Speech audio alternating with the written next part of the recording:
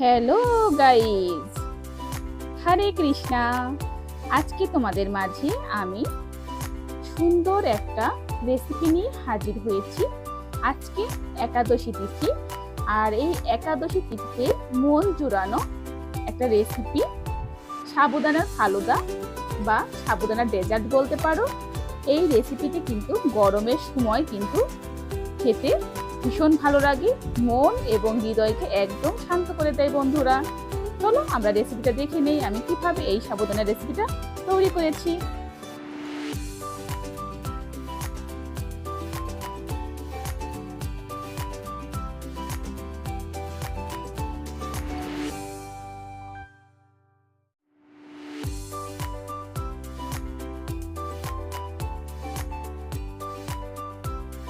প্রথমে আমি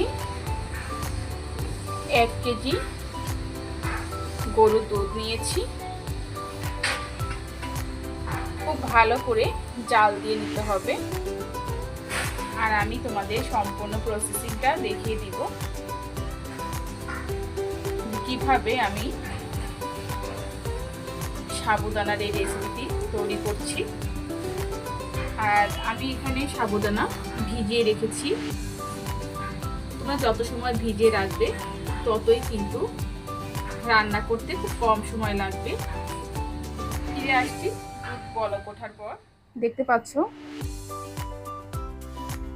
খুব ঘন করে ভালো করে কিন্তু জাল দিয়ে নিতে হবে। বন্ধুরা দেখো, যত ঘন করে দুধ জাল দিবে ততই কিন্তু এই ডেজার্টটা খেতে মজা লাগবে।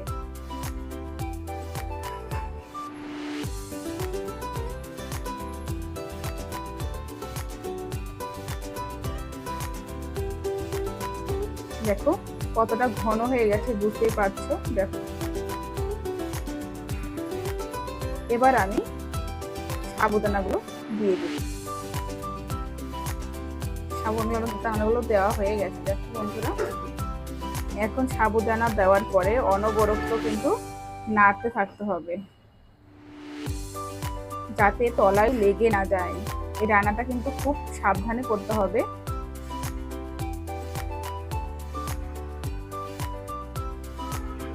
ফিরে আসছি সাগু সিদ্ধ হওয়ার পরে।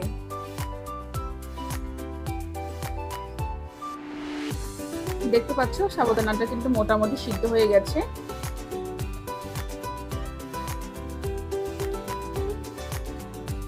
এবার আমি মিষ্টি দেব, কারণ মিষ্টি দিয়ে এই ডেজার্ট সাবুদানার ডেজার্টটা তৈরি করলে খেতে কিন্তু দুর্দান্ত লাগবে।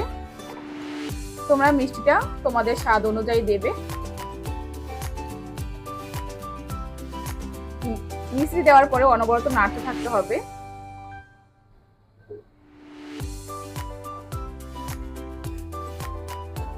আজকে আমি সাবুদানা একটা সুন্দর ডেজার্ট তৈরি করে দেখানোর চেষ্টা করছি। আশা করছি অনেক অনেক ভালো লাগবে। আর তোমরা এটাকে সাবুদানার ফালুদাও বলতে পারো। আজকে একাদশী তিথি, আর আজকের এই তিথিতে আমি গাছে, এটা কিন্তু ময়দার সাগু নয়, আজকে একাদশী তিথি। দেখো, এটা কি ময়দার সাগু নয়, এটা গাছের সাগু। তো আজকে কিন্তু আমি এটা দিয়েই ফালুদা তৈরি করে দেখাবো। আর যে ভীষণ গরম, এই গরমে যদি এই ফালুদা রেসিপি একবার বানিয়ে খাও বন্ধুরা, তাহলে এর স্বাদ কিন্তু তোমরা কখনোই ভুলতে পারবে না। এতটাই মজা এই ডেজার্ট রেসিপিটি।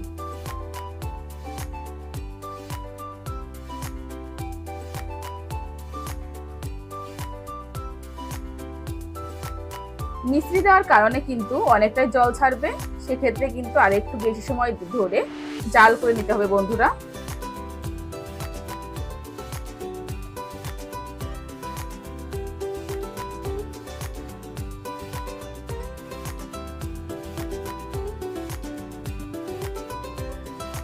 একটু পরপরই কিন্তু নাড়া দিতে হবে যাতে তলায় লেগে না যায়। ফিরে আসছি সম্পূর্ণ সিদ্ধ হওয়ার পরে।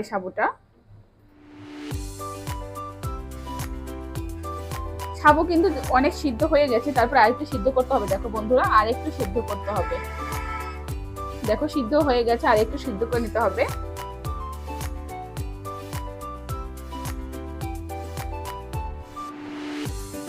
দেখতে পাচ্ছ বন্ধুরা, এখানে আমার সাবুর পায়েসটা রেডি হয়ে গেছে। এবার আমি দিয়ে দিব পাউডার দুধ, একটু বেশি দেবে, তাহলে খেতে দারুণ লাগবে। আর এখানে আমি ফল মিক্স করে দিব জন্য, এটা ফালুদা হয়ে যাবে। কিন্তু তোমরা যদি রান্নার প্রসেসিং সুন্দরভাবে করো, এভাবে করো যেভাবে আমি তোমাদের দেখিয়ে দিচ্ছি, তাহলে কিন্তু ভীষণ দুর্দান্ত হবে বন্ধুরা। আর আমি 2 মিনিটের মতো আর কুক করব। পাউডার দুধ দেওয়ার কারণে এটার টেস্ট এবং ফ্লেভার কিন্তু দুর্দান্ত হবে।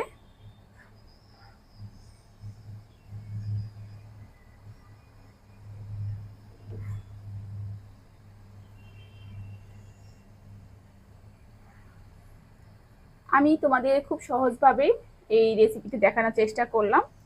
একাদশীর দিন তোমরা এই ডেজার্ট বা সাবুর পায়েস তৈরি করে খেতে পারো।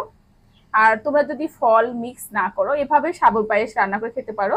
আর আজকে আমি বিভিন্ন পদের ফল দিয়ে এই সাবুর পায়েসের ডেজার্টটা তৈরি করছি।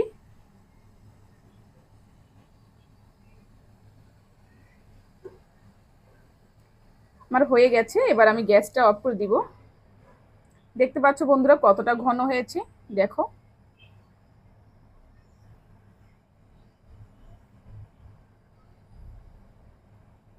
বন্ধুরা আমি এখানে 4টা কলা নিয়েছি, 2টো আপেল নিয়েছি, 2টো আম নিয়েছি, আর আঙ্গুর নিয়েছি। আমি এগুলো দিয়েই আজকে এই সাবুর ডেজার্টটা তৈরি করছি বা ফালুদা। আমি কেটে দেখাচ্ছি আমি এটা কিভাবে কাটছি।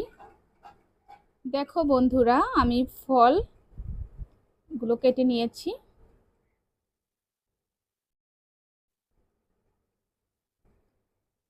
আর এই সাবুদানা ডেজার্টটাও কিন্তু খুব সুন্দর স্মুথ হয়েছে, দেখতে পাচ্ছ। এখন আমি এই ফলগুলো মিলিয়ে দেব।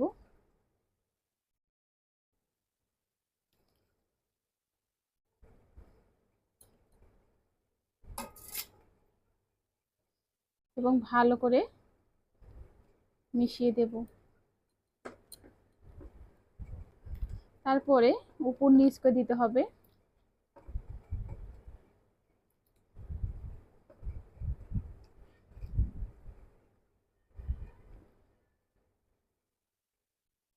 তৈরি হয়ে গেল আমার মজাদার সাবুদানার ডেজার্ট রেসিপি বা ফালুদা। কেমন লাগলো এই রেসিপি অবশ্যই কমেন্টস করে জানাবে। আর নতুন নতুন রেসিপি পেতে অবশ্যই সিন্ধু করুণাময়ী পাশে থাকবে। টাটা।